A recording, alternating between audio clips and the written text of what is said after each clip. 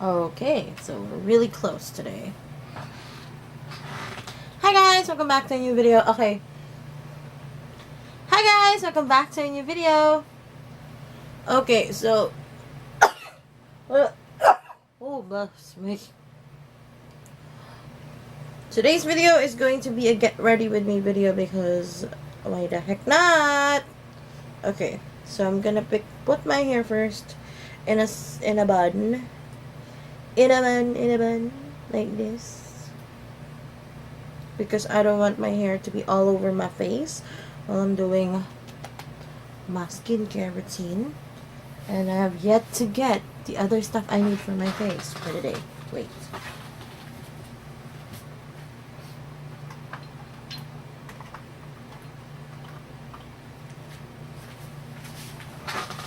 Okay, you might have seen my cleavage there. So we're gonna start. I've already washed my face. Duh. We're gonna go with toner. My toner at the moment is Pond's White Beauty Pore Conditioning Toner. This really works for me. Hindi ko alam kung bakit, but it works for me because I have really enlarged pores in this part and my nose. So the prominency of the pores is really alarming. So I use this. I used another one, which is what they claim for is it can refine your pores, but I didn't see any difference. I'll do a video about that. You know, I'll do like an empties video, possibly end of the year nyo makikita yon. Like, there were some stuff that I've finished using, but unfortunately, I threw them away. Alam mo yun, hindi ko na siya na-film. I think that's one of the things I will be doing this 2019, is I will just, try my best to keep everything that I've finished and show you guys by the end of 2019. Because, to be honest, I go through a lot of products, but I never share them to you guys. Kasi some of them are not really okay. I don't really like them. There were some that, no, thank you. Okay. Next, I'm just going to let this sit on my face. Next, I will be applying Cachelis. You will see this on another video. This is the one that I use mostly as my face cream. I only use a little amount during the day, pero pag sa gabi, madami-dami ako maglagay. Okay. Onti ah. Damihan natin. So, ito lang, guys. Meron akong mga bagay na dapat ikwento sa inyo, but I think this is not a good place to talk about one issue I was going to, share to you guys. There is one I will talk to you guys about, which is quite funny, kasi I don't know why this person got so triggered with one of my posts when it was meant for another person. Okay. Who am I talking about? Sasabihin ko na ha, I don't have a good relationship with my brother's partner.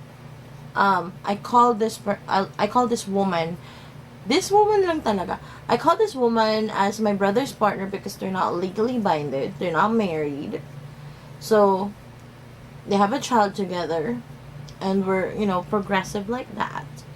I don't like this person. I don't like this woman because she always, like, in my sight, she pretended to be very, very nice, but I see her true colors even before. I'm not gonna go through like the whole, why are you crying? I already fed you. This cat has been like meowing so loudly since last night. Nakakainis na siya. Sabi ko, problema mo. Oh my god, may breakout ako dito. Okay. So, basically, back in May, I posted a couple of pictures and a post about a person that I was super freaking angry with. Totoo lang, galit na galit ako sa taong yan. Kasi, may mga bagay siyang sinabi at may mga instansya na parang dinamay niya yung mga friends ko. So, I wasn't cool with that. I posted something about that person. Apparently, my brother's partner thought it was for her, and she just started bullying me sa PM. Okay, I'm gonna read to you the conversation because I have it screenshot. I'm petty sometimes. Wait, medyo i-brighten natin yung ilaw. Wow, ang puti ko. Wait. And I think that's better.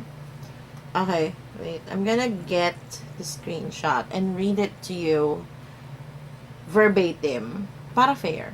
Alam niyo yan. Wait lang. Actually, this whole thing started way back in March. Because we were having financial problems. Hindi naman ako magtatago sa inyo ng bagay na ganyan. We were having financial problems. And, alam mo yun, parang, I wasn't getting money from YouTube because I got demonetized. Nawala ako sa YouTube partnership program that time. So, I wasn't getting YouTube money. Up until now naman. I'm not getting YouTube money, and slowly but surely, because of my uncle's health, the business also got entangled with it. So, yun. Yeah, papaanoy mo natin siya. Papaset muna natin yung eye cream. Nakalimutan ko pala sabihin, mag-eye cream ako. Ayun. So, we talked about money, and I wasn't comfortable with it. Kasi yung mga tanong niya, medyo hindi ako okay. But I didn't confronted her with that. The one that triggered me, though, is this, with what she said. Ali, sana pag kinakausap mo si kuya mo, onting galang lang. Onting galang. Kami kasi tinuruan ng mga magulang namin ng ganon. Wala akong kapatid, pero sa lahat ng pinsan ko na mas nakakatanda, sa akin ganon kami, pati sa lahat ng matatanda. Okay, admitted, I'm sometimes a douchebag to my brother because he's an asshole to me.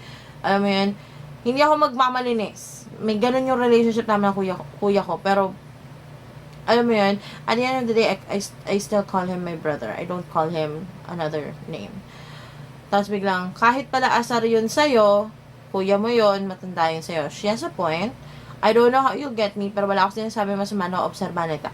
That's when I got triggered. That phrase, na-obserbahan lang kita. Like, why are you keeping tabs on my attitude? Aminado naman ako, hindi naman ako perfect na tao. Mabait ako, but if you're an asshole, I'm gonna be an asshole too. If you're gonna be a bitch, I'm gonna be a bitch. Alam mo yan? Real talk lang. Alam mo yan? Hindi ako two-faced. So, yun. I got angry. I told my mom about this.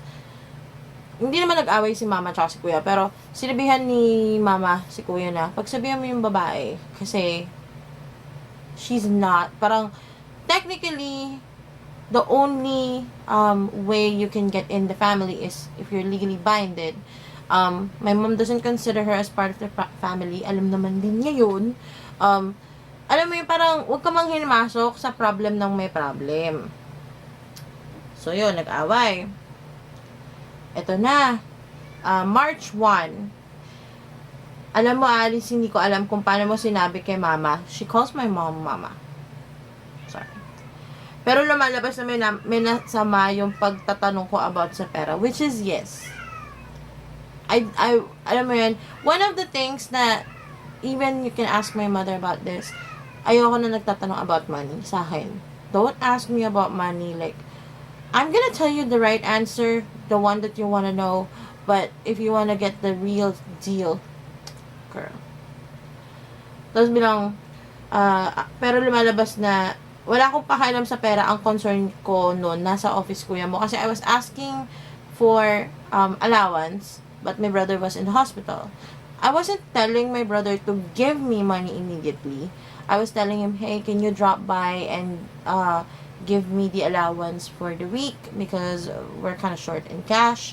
I can wait till the end of the day. Wala naman masama doon, diba? Tapos, ngayon inaaway ako ng kuya mo. Ako, puro respeto pinapakita ko sa inyo kasi edukado akong tao kahit na ilang beses na ako nabastos. Pati ikaw nabastos mo na rin ako pero wala kang narinig. Alam mo yan. So, sunod magparanig ka ng mensahe, siguraduhin mong in context. Okay. When she said this, I was like,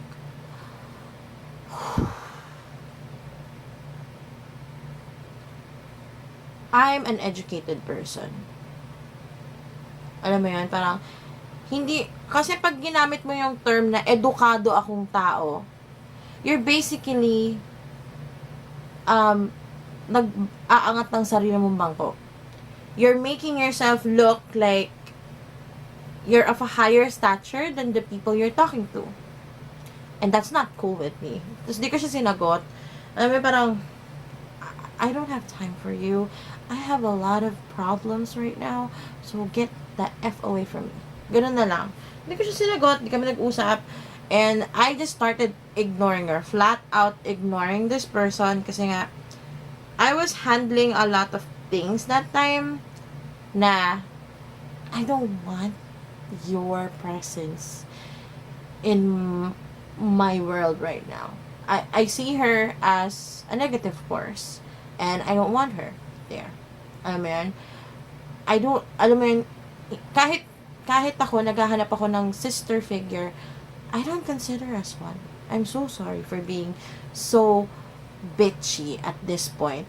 Some of you may think na ang negative mo naman tao, parang ang negative mo naman na tao, parang hindi ako mabait. Pero hear me out. This person came into our lives when we thought we were having a stable structure after my dad died. Alam mo yon? Hindi ko sasabihin yung backstory how my brother and this woman came to be or got together. Hindi ko na ikukwento it because that's not my story to tell. But when she came into our lives, it was uninterrupted. You know, it wasn't welcomed. And I felt violated. I felt like my world was already shattered when my dad passed away. Now, it's broken into tinier pieces that I have to pick up. This is why I need therapy. Okay, so yun na nga. My brother and her started having arguments from time to time, and she would flat out bully me, but I wouldn't respond to her. I actually ignored her messages on Facebook because, hey, quiet! This cat is just like meowing non-stop. I don't know why. I fed her already. Okay, so at this point, it was now this message, it was sent in May, and this is the picture. I don't know if you can see it. It's this one. It says, "You're adopted. Your parents don't even love you." Who freaking says that? If you're educated, you don't say that to a person. Even I don't say that to anyone that I hate. Alam mo yun? Ako lang talaga, hindi ako ganon. Tapos, sabi na niya, wag ako alis. Akala ko baboy ka lang, bitch ka din pala. Girl, I was always a bitch to you. I was two-facing you. Tigilan mo pagpo-post mo dahil pag ako nag-post mangliliit ka. Which got me curious when I saw this message, like, did I ever post something about her? No. Like, I remember what I posted back in May this year. And then, di lahat kaya mong daanin sa pagka-squatter ng ugali at tandaan mo sinabi ko. And I was like, okay. Squatter pala ugali ko. Okay. Kasi alam ko sa pag-squatter, hindi ganito eh. Labanan kita. Kamao sa kamao. But, I was like, okay, what did I post back in May that would have triggered her. So I went back on my feed sa Facebook back in May. And I remember two specific posts. One was a highly defined, like an HD, full HD picture of an ampalaya.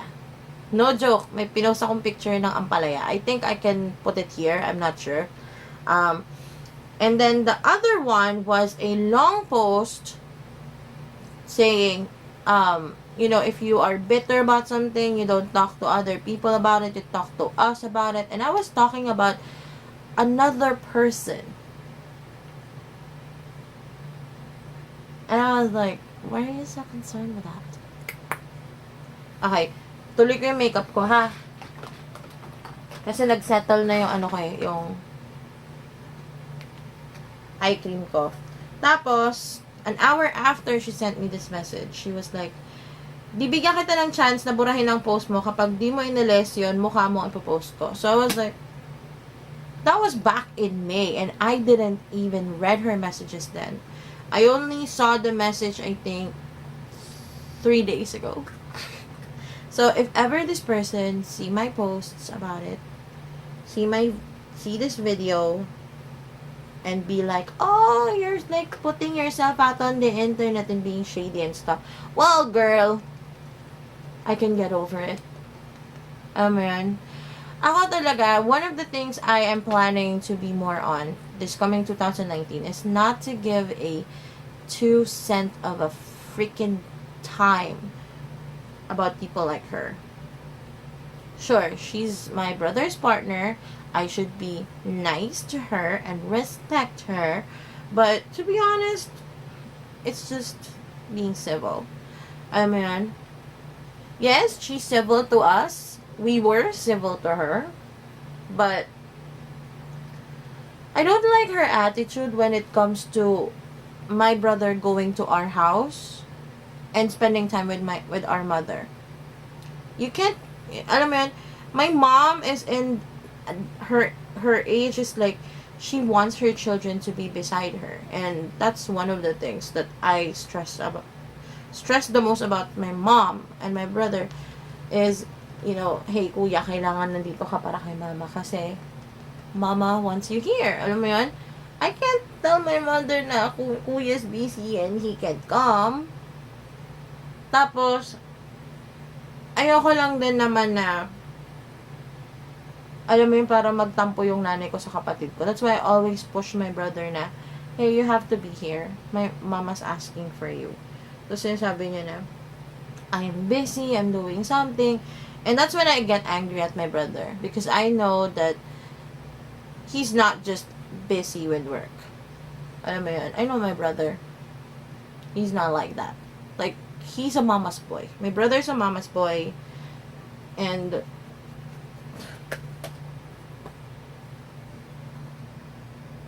my brother's a mama's boy. So he knows, that when mama says, come here, that means come here. Actually, iba yung tawag ni mama sa amin eh. Shh! That's how she calls us sometimes. When she's really angry, she would call all our names, which is not a good thing. Kasi pag may kasalanan yung isa, kasalanan ng lahat. Technically, when I am in trouble, everyone's in trouble. Kasi ako yung troublemaker talaga sa aming magkakapatid. Yung isa kong kapatid, siya yung mapagkakatiwalaan, siya yung talagang nagbabanday sa akin. The other one's like the bully, the one that has a partner. Well, my eldest brother actually also has a partner, which she and her 3 kids, the 3 kids that you would always see on my vlogs, those are my eldest brother's children, and they live with us. She's okay, like, in terms of acting civil towards my brother's partners, she's actually really good at that. Like, we would always talk, we would never argue. There were times na nag-argue kami, but it wasn't that hard. Like, hindi kami sobrang nag-away. Okay, so I'm done with my base. Took me 20 minutes. Kakachika ko kasi ito eh. Okay, so Talking about my elder brothers, like the eldest brother's partner, she's okay. You know, in terms of being civil with her, we we treat each other well. We talk. Um, the only thing I don't like about that woman, like she knows this, okay? The only thing I don't like about that woman is her hair. No joke, I don't like her hair. It's way too bleached. It looks so unhealthy. Sinasabi ko sa kanya yun, I'm very open with my elder brother's partner. Again, my brother's not married. Now you know why I'm afraid of relationships. Because of my two brothers. I've told her before, hey, you should really get a treatment for your hair. She would always say, ay, hindi, okay lang yan, maganda na yan. Palagi. Like, I would always tell her, hey, get a treatment for your hair because it's way too bleached. Your hair looks really dry. And she would be like, no, it's okay. It's not that bad. And it's like, it's bad, girl. It's bad. That's the only thing I don't like about her. Is her hair. And, you know, to be honest, hindi naman ako judgmental when it comes to my brother's partners. Or, maybe the reason why I'm a bit, you know, bad to my brother's partners is because they took away my brothers. You know, being the youngest, I'm like, you know, I want my brothers to be here. I admitted ako dyan, aminado ako na parang, my two brothers were taken away from me by evil women, you know.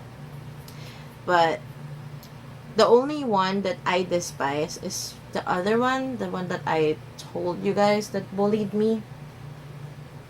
Yun lang talaga. Siya lang yung ayoko. Yung isa, okay lang kami.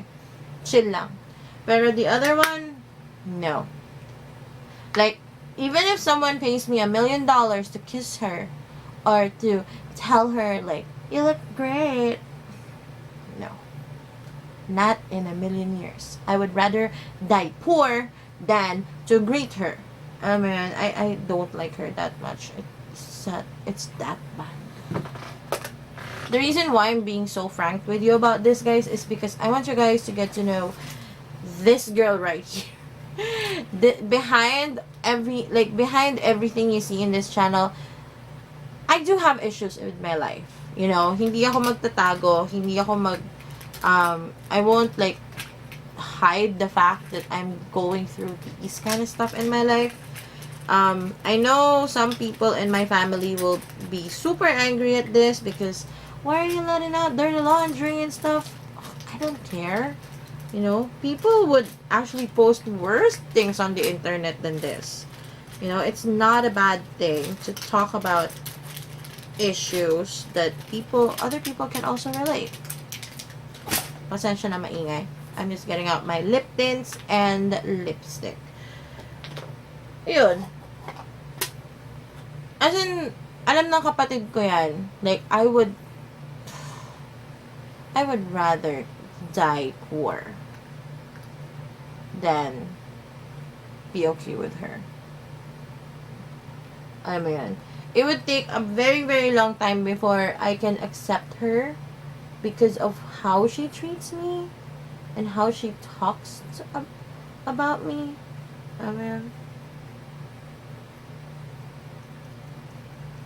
I'm wearing this lip and cheek tint from Ever Belena. I swear it looks so washed out on cam, but in person it's like pula.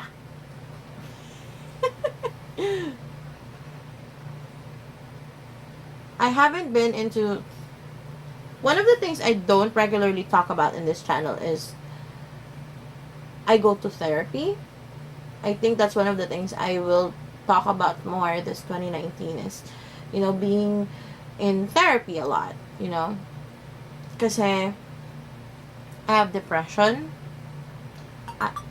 And recently my doctor told me that, hey, you have a bit of they have a bit of a thing called social anxiety. It's not that worse, unlike other people that I know that they would really be so anxious in public.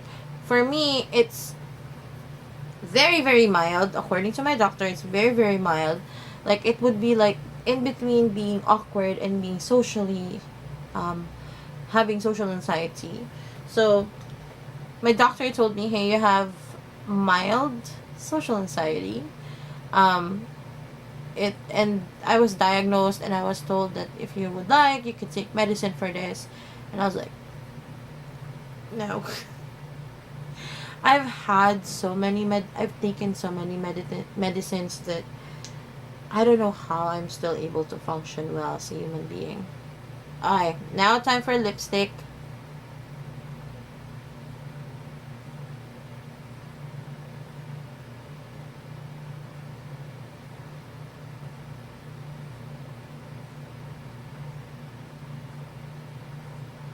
Okay.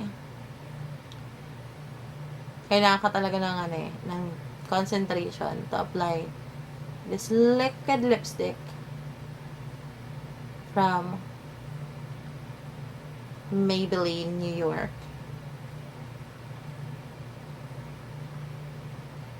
Yan. Yan lang talaga.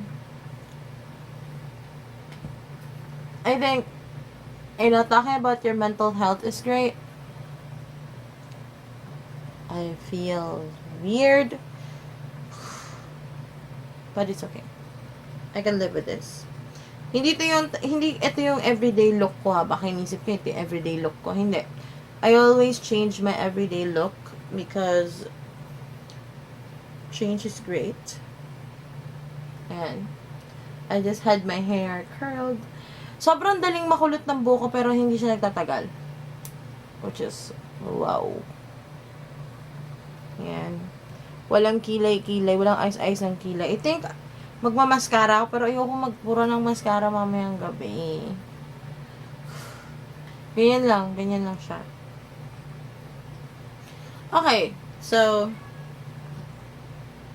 before I go, guys, salamat sa panonood. Alam niyo, sa totoo lang, nagra-rumble lang ako dito sa video na to. Parang ganitong klaseng video lang yung gusto kong gawin. Kasi, again! Quiet! This cat, I don't know what's her problem. She's been like this since last night. I would always feed her so much more than the other cats. But then she's